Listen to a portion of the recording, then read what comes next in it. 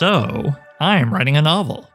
It's the show where you join me, Oliver Brackenbury, on the journey of writing my next novel, from first ideas all the way to publication and promotion. In this one-man reality show, I'll share with you my ever-evolving thoughts and feelings on how I write, being a writer, and everything that entails at each stage of the process. I'll also answer listener questions and, sometimes, actually quite often recently, interview people who write fiction. If you're the kind of person who likes to learn how things are made and get to know the people making them, then this is the show for you. Today I'll be speaking with Michael Curtis. After working freelance in the tabletop role-playing game industry for almost 15 years, Michael has recently become Director of Product Development for Goodman Games' flagship product line, Dungeon Crawl Classics. One of the major products he's developed is a role-playing game setting for Dungeon Crawl Classic that is called DCC Lankhmar, a setting with new rules and several adventures all designed to let people play in the world of Fritz Leiber's Fafhrd Grey Mouser stories. Based on what I've seen in DCC Lankhmar, including a detailed article about Michael studying Leiber's original papers at an archive in Houston, I'm comfortable thinking of him as a real scholar of the Fafhrd Grey Mouser stories that I have greatly enjoyed, would highly recommend, and, frankly, they serve as a big source of inspiration for me on the first half of my novel's second act. So, for all these reasons, and the fact that I love Michael's writing, I've really enjoyed his adventure module, Intrigue at the Court of Chaos in particular, I'm really excited to talk with him, and I hope you're going to find this really interesting, whether you've never heard of Fafhrd Grey Mouser outside of me mentioning them in this podcast, or if you're a diehard veteran of Leiber's work and role-playing games, and Michael Curtis, you know everything about him. All right, be quiet, Oliver. Let's hear what Michael has to say. And here I am with Michael Curtis. Good morning, Michael. Good morning, how are you? Doing well, especially now that I'm getting to chat with one of my favorite writers of role-playing game products. For those who aren't already familiar, could you please tell us who Fafhrd Grey Mouser are and about your first encounter with them? All right, well, Fafhrd and the Grey Mouser are two well-known literary characters from the sword and sorcery genre, which were kind of co-created by, most famously, Fritz Leiber and his very good friend Harry Otto Fischer. And the two of them Fafhrd and the Grey Mouser kind of came into existence because Fritz and Harry would write letters to one another, especially during the Depression. These very long, spiraling, letters where they would talk about literature and philosophy and all sorts of other stuff. And they kind of, as a game between the two of them, they came up with these two characters, Fafhrd and the Grey Mouser. And Fafhrd was very much Fritz Leiber, who was very, very tall, and Harry Otto Fischer, who was the Grey Mouser, who was somewhat on the short side.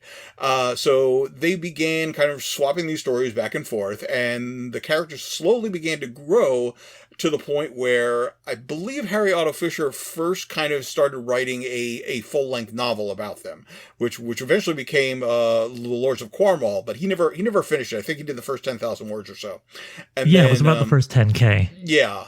And so eventually it became Fritz Leiber's job to kind of become the official chronicler of Fafhrd and the Grey Mouser, to the point where he started writing a story which they were set in ancient Tyre, which eventually became the Adept's Gambit, because they were at that point they were still set on kind of historical Earth, and it wouldn't be later until they became set in their own fantasy setting, most famously Newan, that Fritz would create later on.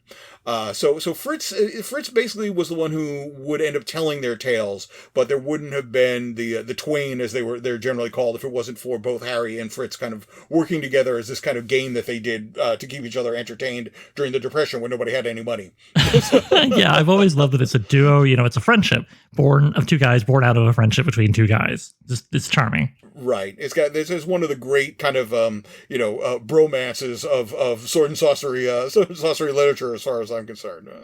Myself, I was not introduced to them through the story. Strangely enough, I was introduced through them through the old first edition AD&D Deities and Demigods book, which I think was like 81 or something. I remember looking through that because I back in the day I loved playing Thieves. Thieves were my favorite class. And then when I was going through Deities and Demigods, there's this whole thing about like the Thieves Guild of Lankhmar and how, the Grey Mouser is this great thief who's also like a magic user and all this kind of world building that Jim Ward had kind of put together from the original stories. So it was always captured by imagination. One of the great things, kind of like the movie Jaws, is like it's so great because it's all the stuff that you're forced to kind of make up on your own rather than what you have to work with. So I love the setting, and it wasn't until I think '88. It wasn't until about 7 or 8 years later when I found the Knights and Knaves of Swords in the old spinner rack at my local pharmacy, and I said, I think I know who those two characters are, and got it. And sure enough, it was Fafhrd and the Grey Mouser. That was my introduction to the actual stories. That was the first stories I had actually read. Oh, interesting. So that was right near the end of the series, right? Was that the last one or the second last one? Well, it was the last one that Fritz wrote. That Leiber wrote, pardon me, yeah. Yeah,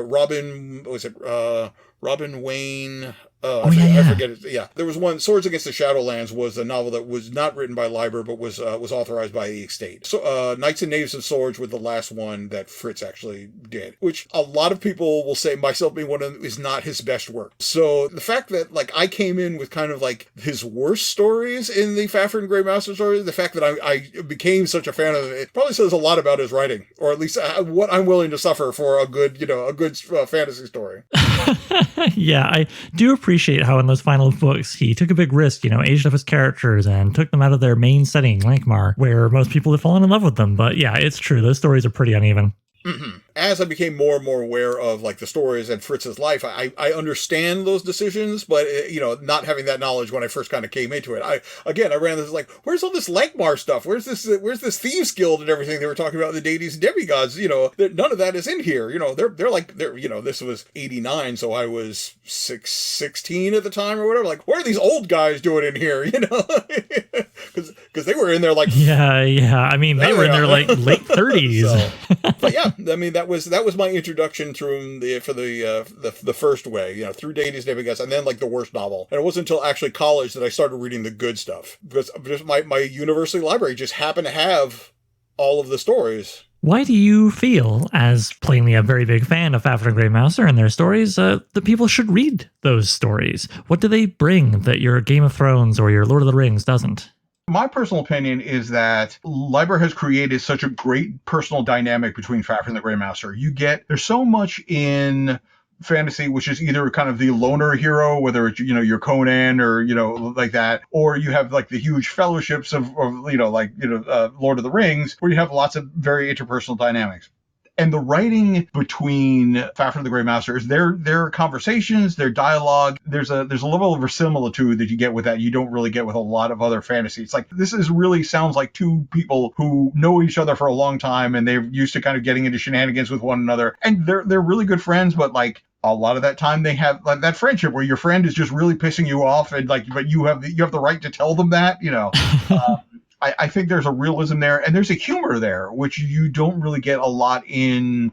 I mean, sword and sorcery tend to be either dour or, they're very highfalutin. This is high fantasy we have to deal with. Where I always call Fafhrd and the Grey Mouser, they're blue collar heroes. Mm-hmm. I mean, they're literally good solid people of the earth who just want to rip you off. So there's an entertainment there that I find in Leiber, which I don't find in a lot of other sword and sorcery authors. Yeah, and I like what you say about how they're best buddies, but we sometimes get to see them on the outs. I mean, there are whole stories that start with like they've been having a big fight lately, but let's check in on them and see how they're doing. So that actually brings me to my next question. Forgive me if I'm mistaken, but I believe on a recent Goodman Games Twitch broadcast, you said that Lean Times in Lankhmar is your favorite Fafhrd and Grey Mouser story. If that's correct, could you please explain for us why that is? Yes, Lean Times is my favorite, just because it's an entertaining story, but there's a lot going on there. There's a lot of subtext, which at times isn't quite exactly subtext. Lean Times in Lankhmar, for anyone who has not read it, it describes the way religion works in Lankhmar. Is that basically these religions they come in through like the marsh gate, and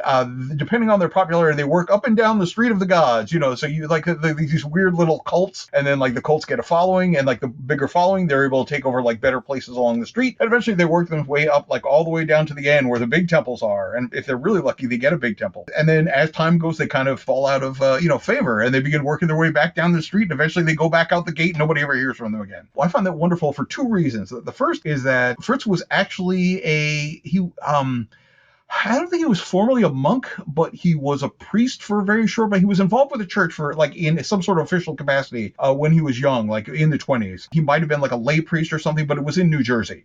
And in fact, when he was writing Harry Otto Fisher, when they were like exchanging stories about Fafhrd the Grey Mouser, there's one he literally is imagining like the oil yards down at the dock in New Jersey, like looking over the Hudson River at New York and picturing Fafhrd the Grey Mouser basically going up the Hudson River. And as a lifelong New Yorker, I love that fact. But so there's some kind of like, he apparently had a falling out with the church and never quite went back. So there's a little bit of that, you're getting Fritz's idea about like organized religion in there. But the second thing, though, is, which I think more telling, is Fritz Leiber Sr., most famously, was a very well-known actor, a stage actor, he was a Shakespearean actor. And Fritz kind of grew up in that kind of theatrical environment to a point where eventually when he lived to Los Angeles, he had a lot of friends who was actors. John Barrymore. Yeah, John Barrymore. I was just reading a story in his book, Fafhrd and Me, about being at a party with him. Right. So he knew all this. So you can also read Lean Times on Lankhmar. That's all about. That's about stardom. That's about popularity. That's about, culture. That's where like you come from nowhere and you have the rising star and you kind of work your way up there and everybody knows your name. But it's Hollywood, baby. If you're not working, then you're slowly falling out of the spotlight again. And then next thing you know, nobody ever hears from you again. So I think there's a very entertaining cynicism to Lean Times on Lankhmar that I enjoy. Not only it just being a rip-roaring good story, but, like I said, there's subtext there, which isn't always subtext all the time. So, so I enjoy that. Yeah, no, me too. I think it's the funniest of the Fafhrd and Grey Mouser stories, and there's some stiff competition. I really love it, and I won't spoil anything, but when Fafhrd ascends, I just burst out laughing so hard. Yeah, I mean, was he a conduit for some sort of, supernatural force? Possibly. I mean, did he have a little too much to drink? The great thing about any good story is that there should be a level of uncertainty. Because we as people, humanity, we want to ascribe meanings to things. Like we want to understand what things mean. We want to know the reason behind stuff. So we will, if you don't give us that, you're not only doing us a disservice, but you're also doing us a great favor because you're making us think about things more than we might if you, instead of giving us just some pat answer of like, yes, Isaac of the Jug did manifest through Fafhrd, or Isaac, or maybe he just had too much to drink, So, yeah.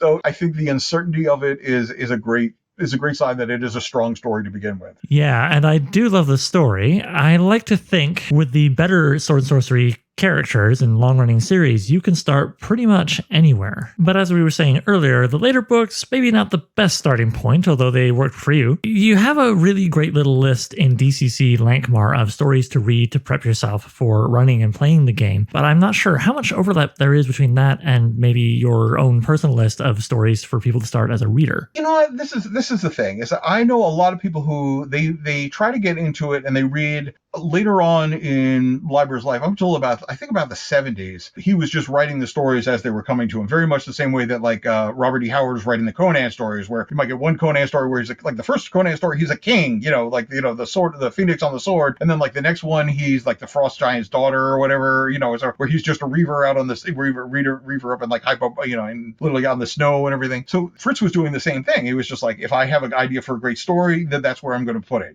He'll sometimes like allude to stuff, but it's not. It wasn't until the 70s when they said, let's put these things together and form like these omnibuses of the stories. And then he was just like, write these kind of connecting tissue stories, these very brief, maybe 3,000 word stories, which ties in like, and this is what happened after the Sea King, the Sea King, the Sea King's daughters. And this is how we end up getting to like the Adept's Gambit and everything. So like the very first story, Fafhrd and the Grey Mouser are already together. They always have their friendship. They're already adventuring together. And people wanted to know, was like, okay, well, how did they meet up? And that required him to write the story of their meetup, which is Ilmet and Lankhmar. But he also had to write their, because if it was a superhero franchise, everybody needs an origin story. So we have to learn how Fafhrd got him from like Cold Corner up in the Cold Waste down to Lankhmar, and how the Grey Mouser got into Lankhmar, and how so there are some people who find the very first anthology a little rough to get into, and I could see that. I didn't have any problem.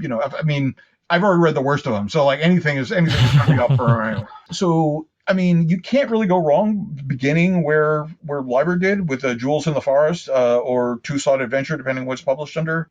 I mean, that really tells you everything you need to know about the characters, because it was literally the first story, and it was everything that Fritz knew about the character.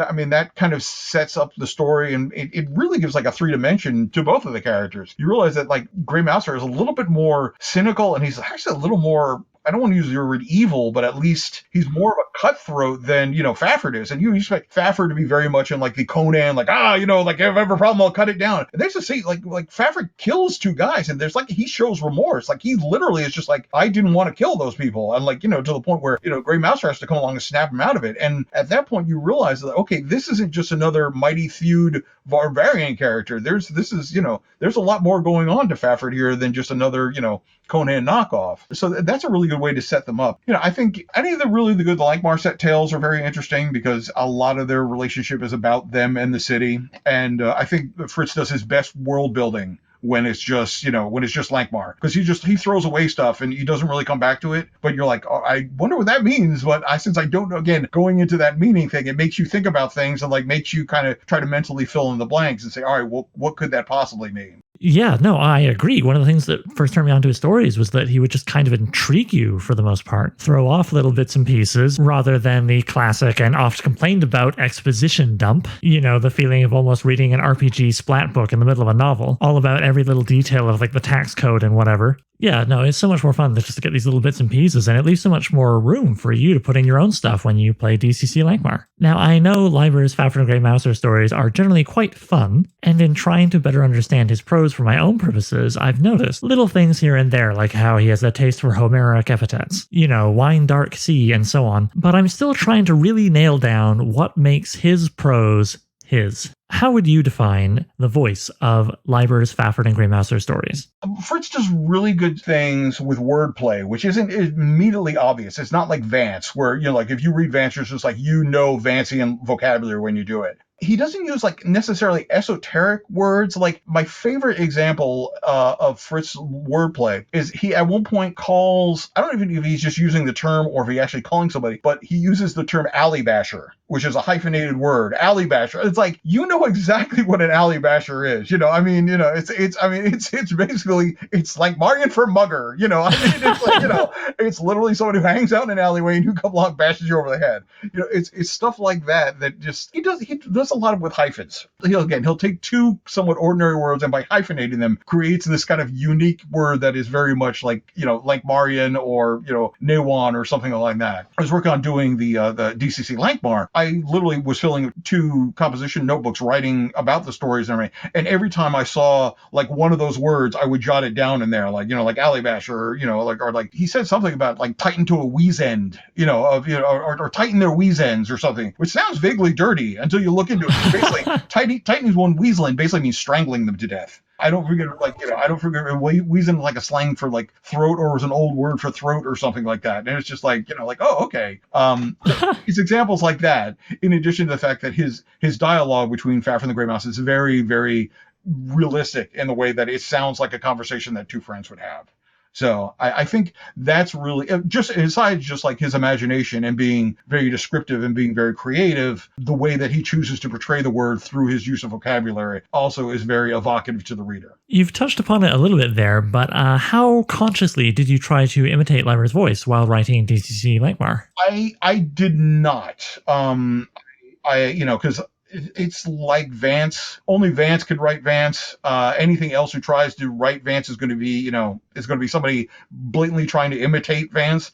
The same thing with Leiber. I was going more for tone than mimicry. I can only bring what I bring. I was aware of his vocabulary. If there was a chance for me to throw in a hyphenated word, I would. But aside from that, it was more, it wasn't, I was like, I'm putting on my Fritz Leiber hat and trying to be Leiber when I'm writing this stuff.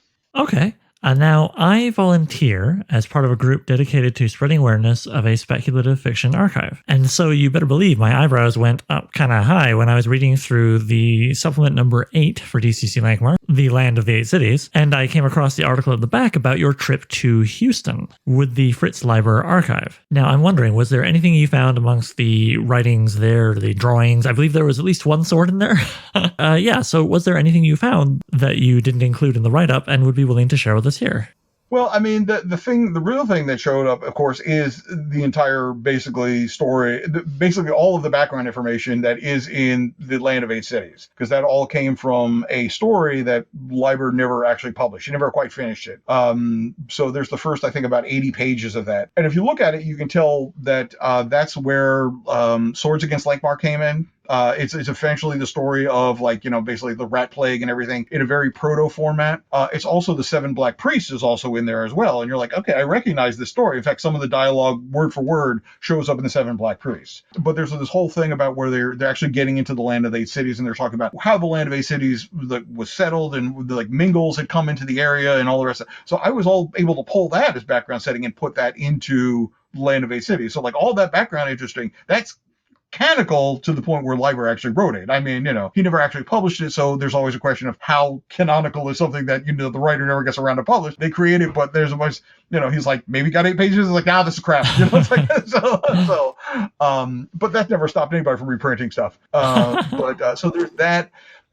A lot of the stuff was more from a historical, sense of that. Like, there's all this correspondence that he wrote between him and Gary Gygax, when Gary was originally reached out to him and said, when TSR was trying to do the Lankhmar board game. Mm-hmm. Because he had heard that Fritz and Harry had developed a war game back in the day that they used to play set in Lankhmar. And Fritz is like, it's like, we had this giant board, it was like 6x4, we made out of cardboard, it was like 3-dimensional, and I don't know what happened to it, so it's so that stuff is interesting from a gaming point of view. As for, I found an unpublished, the two things that I found the unpublished manuscript. I found something that had never seen the light of day before. And I found one of the original representations of the maps of Lankhmar, which was another thing which I was desperately looking to find, because the published maps had been wrong since, 80, whatever they came out. So I was just like, we have to fix this map. I'm curious, if you hadn't seen the original, how did you know those maps were wrong? Because if you look at the maps the way they've been published from the TSR day, the Park of Pleasures is on the completely wrong side of the city. Okay. If you read Lean Times in Lankhmar, the Park of Pleasures, which is located directly south of the bazaar, the night market, all that, because Grey Mouser can actually see it from when he's waiting in the closet tree. But according to the maps, it's on the other side of the city, and there's no way he can see it, and nobody has fixed that. So when Doug Kovacs and I were going around, we're talking about the maps, like, okay, this is wrong here. I literally gave him the old TSR map, which had Post-it notes all over it, like, we have to change this, this has got to go this way. And then I found it was a better done version of the sketch map that Fritz had drawn when he was doing his stories. Okay. And then I was able to look at that and say, okay, this is this. And then there were more Post-it notes. Like, okay, Doug, this is it. So we always said, I always said we fix that map. And if one day, if we don't have the license anymore and yet another company comes along, use our map as the basis, not the other one. So we have the right version. So you mentioned in your write-up that you have archival training. How are you for keeping an archive of your own work? Do you still have every hand-drawn dungeon map from grade school, or do you hew a little closer to a friend of mine who loses interest in every note as soon as the project is over? I have stuff, but being the same reason that, cops don't watch cop shows and lawyers don't watch lawyer shows, is the last thing I want to do when I come home is do any sort of archival work of my own. So I'm looking to employ future archivists. That's what I'm trying to do. It's like, so my stuff is just as confused as if we will have somebody have to come in and properly process it and, arrange everything and put together finding aid and everything. So I'm just, I can find stuff, which is because you have to say, I'm not only am I an archivist, but I'm also a writer, and the two do not meet. There's there's not a lot of overlap of it. I'm not worse. I'm not worse of a writer and a game designer. So I mean, you can't really say what is off screen of this place, but it is a mass of books and papers and everything like that. So yeah. Oh well, actually, that does make me think. I'm only aware of your game writing, but I'm curious. Do you ever write fiction? Is there any Michael Curtis fiction out there I should be looking for? There is stuff that comes from time to time. Unfortunately, it's one of those things is that I don't get as much time to do. I did a couple stories for when we had the Metamorphosis Alpha license. We were working with Jim Ward. Jim put together 2 anthologies of Metamorphosis Alpha stories that weren't published by us. It was published by another company. I did a contributing one to one of those. I did a contributing one to he had another post-apocalyptic one. I forget forget the title of it. I have a novel that I've been, like noodling around with, but it's, it's one of those things is if it ever gets published, it gets published. It was one of those things I had time to work on during COVID when I was kind of furloughed from the other job and everything. But then, things came back and I really haven't. Then I had a computer crash. I thought I lost it. Oh, So no. it was, it's one of those. And then by the time I got around, I looked at it. I was like, no, this isn't very good. It's like I need to start over again. I just haven't had the time to do so. But yeah, I mean, I was writing before I was doing game design technically. So, Oh, okay. Well, I'm going to mix around the order of my questions a little bit here. So, because I was going to ask later, how did you make the leap to writing role-playing games? But it sounds like, did you start writing prose first, or? Well, I mean, I'm trying to figure. I started playing in 1980, I think. I'm pretty sure that because I started playing with the Holmes box set, but the first one I owned was Molde, which was 81. So around that area. The first thing I got published, I think, was probably 4 years later. It was probably 84 or something. It went for a high school, no, not like a middle school kind of literary thing or whatever, So I'm gaming longer than I have, but I wasn't a quote unquote professional game designer until 2008, I think was the first time I actually did that. So technically I had stuff out there before I was professionally, a professional game designer. If I had to hang my hat on like what I do for a living, it would definitely be game designer rather than, writer. Because most everything I write these days is game related. Because as you know, if you're writing a novel, sometimes it takes a while to get paid. Where a game designer, I know there's a check, just down the road if I, whatever keeps the lights on, that gets the most of my attention. So Okay, well, that's perfectly fair. And do you mind? I've mentioned your new role at Goodman Games in the intro before we started talking here. Would you mind telling our listeners a little bit about what that's going to entail? Sure. I used to be just a freelance writer for Goodman Games, and that started, like I said, about 2008, 2009. So about 13 years later, I just recently I am now officially the director of product development for Dungeon Crawl Classics for Goodman Games, which basically means I am the chief traffic cop of DCC. It's my job is basically about half of my day is dealing with the other freelancers, making sure that everybody has the projects assigned to them, what the deadlines for those projects is, making sure people are meeting deadlines, doing development work, which basically means like reading people's manuscripts and saying, okay, this is really good, this maybe not so good, maybe we can do something different here, trying to bring constructive feedback, and then making sure we have editors for finished stuff, and basically planning the future of DCC over the next 3 years. And, so it's about 65 to 70% management stuff, and then only about 25 to 30% writing stuff. It's like you say, if you do something really good, you get rewarded by not doing that anymore. So, but I mean, I am very happy to be working professionally in this. I say like I've won the nerd lottery twice now. Once making a break into the industry and now working full time, professionally in the industry. So I could not be happier. Yeah, man, congratulations. That's no small accomplishment. I know so many people who would love to sit in that chair right there. If you too want this, all you need to do is have poor life decisions and be willing to kind of work in abject poverty for about 13 years. And eventually the opportunity might come your way. So, okay. Poor life decisions. I'm just writing that down, but I'm way ahead of you. That's the easy part. A lot of those out there. Yeah. No. Well, okay. So, as a game designer, reader, and writer, could you please explain what makes Lankhmar? Like we've touched upon this with a bit with how the gaps help as much as the details, but what makes Lankhmar such a fun setting and almost the city for contemporary fantasy fiction and gaming?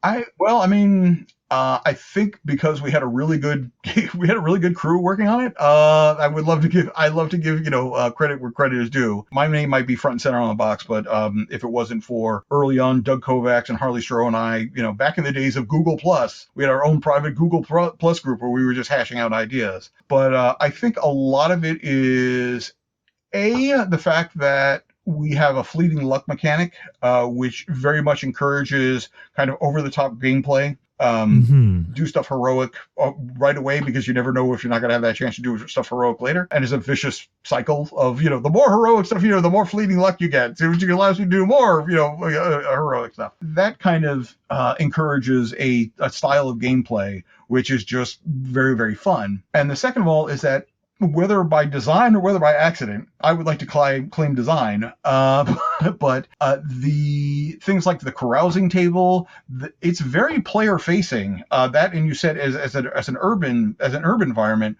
where players have a lot of leeway to make their own decisions. Like, okay, well, we want to do this week, and it doesn't really matter if the judge has prepared a giant sewer adventure. We decide we're going to go knock off the visiting prince of the Eastern lands and steal like his crown jewels. That's what we're going up to. So surprise, that's what we're doing this week. So the players get to do what they want to do, and the judge gets to be kept on their toes the entire time. So I think that has a lot to do with why it is still Dungeon Crawl Classics, but it's a very different style of Dungeon Crawl Classics rather than kind of, what we call core DCC is. Mm-hmm. And it was such a big project, right? When you first sat down and went, okay, we're doing this, what was your workflow like? How did you know where to start, and how did you know you were done? Well, I mean, I knew we were done when we ran out of word count. So that was the easy part. Basically, the process of what we wanted to go in is that we said, all right, Lankhmar is although Newan we have this entire world to play with. Lankhmar is the focus of it. All the really good stories begin in Lankhmar. All the good stories end in Lankhmar. So we said that's going to be the focus of like the main set. And the idea was like you kind of begin in Lankhmar, and then subsequent releases would allow you to kind of expand out from them and go other places. So so we have most of it is Lankhmar focused, but then afterwards we came out with the Land of Eight Cities, which is just across the inner sea. There's a way to go explore that. We have Rats of Ilfmar, which it hasn't detailed the entire city of Ilfmar, which is it's a box set of its own, but at least gives you if you want to get out of Lankhmar, like if you have to leave Lankhmar because a lot of like laying low and you have the cops after you. There's a way to go. Yeah, maybe some debtors are chasing you. Yeah. I mean, we literally had to put in rules for laying low until the heat blows down, the heat cools off of you. So we really wanted to focus on that. And then the idea was like subsequent releases, and like we're working on Lankhmar Phase 2 right now, which will take you further and further out from there. So that was kind of how we decided where we were going to begin. And it just seemed to work. Because a lot of people why not have Lankhmar is literally like the fantasy city. I mean, it's like, because it's been around since the 30s and the 40s. Every fantasy city in role-playing games, especially, but in like other things, like Lankhmar throws a big shadow over that. So why not get a chance to play in the first greatest fantasy city? Like we couldn't just say, all right, we're going to focus on the Cold Waste. Like the first book couldn't be Stardock. It couldn't be it couldn't be a mountain. No. It's like yeah, a few mountain climbers might like that, but yeah. Like we came here for the Street of the Gods and the Street of the Atheists and Cheap Street and all the rest of that stuff. So yeah, we had to go there. It wasn't actually a big decision where to begin or how to end. We just kept writing. And was it like, okay, I'm going to write the new rules and you're going to write the setting details for that part, or how did that go? A lot of it just came down to. I mean, when Joe announced that we had the Lankhmar license, I was over the top because I had a deep love for Lankhmar, and I said I was just happy to be involved. So we had a big production meeting about it at Gen Con. Now we all went out to dinner after we closed up the booth, and we sat around, and it was Joe and Harley and Doug and Brendan was there, and it was kind of like the central core of the DCC writing staff at this point, and we were just throwing ideas back and forth. And then we got home from Gen Con. And I put together like this document, like I had the Dragon magazine archives, that used to be available on CD. So I went through there and found like all the stuff that like the interviews with like Leiber, and they're talking about the Lankhmar game, and I had a couple of like literary magazines that had interviews with him. So I scanned everything. I just put together this big package of like, all right, look, there's all this other information that we have to deal with. And that was just like, Joe was like, hey, Mike, that's a good job. Congratulations, you're lead designer on this. So So that's how I ended up into it. And then it was just really the fact is that I, having read the stories 2.5 times while I was working on it, it just kind of was easy, like, okay, we have to include this, we don't have to include that. And then from there it was just like, okay, who can do this stuff the best? Like Harley wrote the entire thing about carousing and like city adventuring and everything, because he had Punjar from back in the day, which was effectively Lankhmar with like the serial stuff like that. So I left a lot of like the kind of the mechanical stuff or like the game-ish stuff on him, and I was like focusing a lot on the background. And then we had a lot of patrons to deal up. I had already done some, but we had to like flesh those out. So that was all like, okay, okay, I think Brendan can really do good job of like Isaac of the Jug. Brendan, you're doing Isaac of the Jug. Like Terry, like I forget at this point who did what, but it was just a lot like, if I thought somebody was going to be a good match for something, then I would kind of divvy that information up to them. So was there any one detail where you were like, okay, I love this one thing, I'm going to cover that part, I'm going to cover Cheap Street or whatever? That's the benefit about being lead designer and now director of product development, is that, with whatever the project, I'm like, okay, I really want to do this. Like there's something in Lankhmar Phase 2, which I'm like, I'm doing this because I've been thinking about this since Lankhmar Phase 1. So when it comes to do, I'm writing this one. And I have to, I'm now in charge at, so I'm definitely going to be writing this one. But I mean, the thing was that there was just so much. There's so much about the first book, since it was so Lankhmar centric. There's literally nothing I could think of that was like, oh, that's just going to be such a chore to detail. Oh, somebody has to draw up the silver eel. Oh my goodness, and outline that. I think the only thing in retrospect, see, I say this, but I don't know if I would do it because I don't know if I would trust anybody to do that, and that's just me. Was trying to reconcile the Thieves' House for our 12 Lankhmar locations, because the Thieves' House is described in 2 separate Leiber stories, and the descriptions are completely different. Yeah. So it's like one is literally this warren of back street, like houses that like bleed into each other and all the rest of that stuff. And then in Ilmet and Lankhmar, it's literally like a straight hallway. So it's like yeah. How do you make the But I guess reconciling inconsistencies is part of the game, right? I mean, I think about earlier in our conversation today, you were mentioning how in one story, Grey Mouser is the more bloodthirsty of the two, but I was re-reviewing Ilmet in Lankhmar, and there's a part in his meeting Fafhrd where Fafhrd's the more bloodthirsty, and Grey Mouser's like, hey man, don't kill unless you have to, kind of thing. And so, what can you do, right? He wrote these characters for 50 years. You're gonna get the occasional muddle. Yeah. I mean, it's the same thing of like if you're watching if you're streaming something, if you're binge watching something, it's like, you have the benefit of you're watching that immediately one after the other and everything, so it's easy. Oh, well, they obviously forgot about this in season 1, which I watched last week, where if you're writing, like literally Fafhrd, the first one was, I think the first one is in the 30s and the last one is in the 80s. So he's literally writing for 50 plus years. And so I'll let him slip if he forgets something about a character development or something. I mean, that happens to the best of us. So I think that's just one of the curses of longevity. Yeah, exactly. And at the end of the day, he still created all these wonderful stories with all these wonderful characters who, as far as I'm concerned, and I don't think I'm alone in this, are maybe second only to Robert E. Howard's Conan and the influence they've had on fantasy writing in general. Never mind just sword and sorcery. Like you were saying, just look at Lankhmar. I mean, look at Ankh-Morpork in Terry Pratchett's stories. I mean, directly out of Lankhmar, and so many others as well.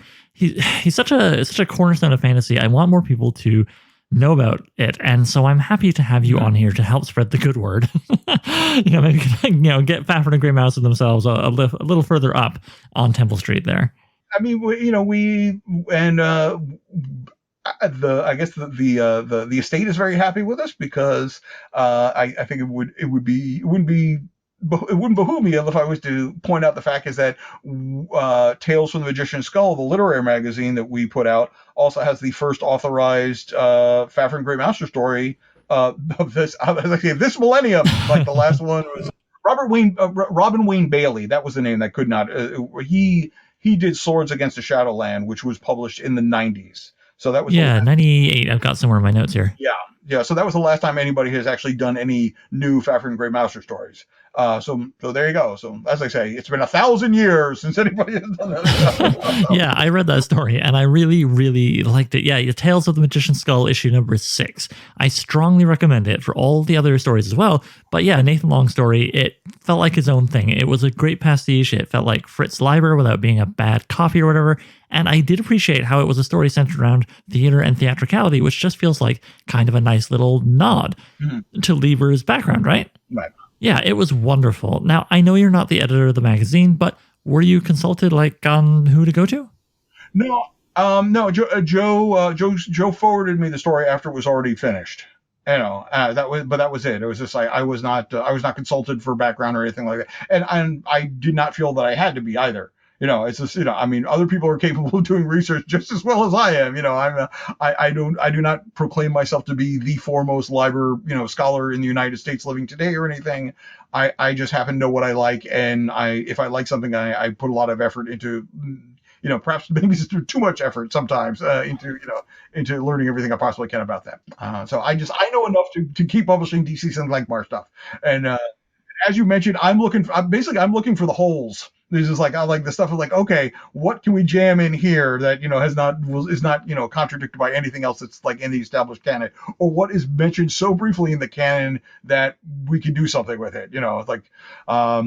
There's one story of like the sacred kiss of the priestess of Jajil or something like that, and I was just like, all right, apparently they're sacred priestess of Jajil, and they show up in Mask of Lankhmar, because that's literally all I had is one sentence, and I could just hang an entire plot on it. So it's a very, very, very spiky sentence. You can hang a lot of stuff on. Oh, I love it. Yeah, exactly. It can be a little reference like that, or something as big as I'm looking forward very much to when you guys can provide something more on Cornwall or even Rymile. Like, as uneven as those later stories were, I really loved getting to know that setting and getting to know the guys when they're a little older, and all their different doppelgangers start showing up. But I won't spoil anything.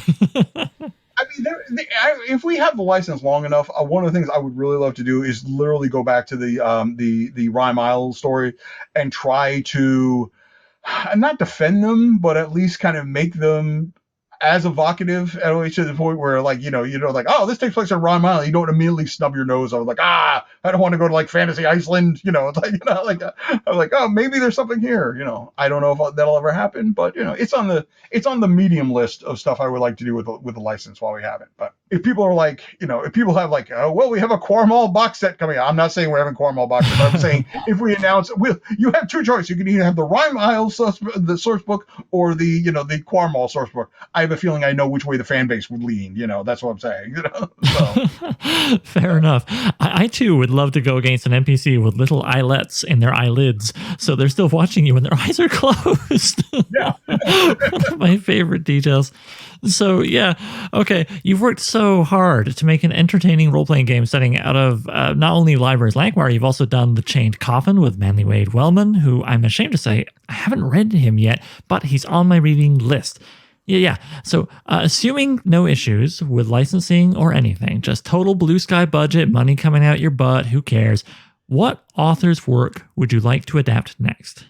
All right. If I had my druthers, I would say, well, I mean, there's part of me which says, oh, obviously the big one, if we could do DCC Conan, we would, like, at the drop of a hat, obviously, if we could do like DCC Moorcock, like if we could do like Elric, like we would do so at the drop of a hat. And I'm sure I do not speak alone for myself, as that everybody would want, everybody on the Goodman staff would love to take a shot at that.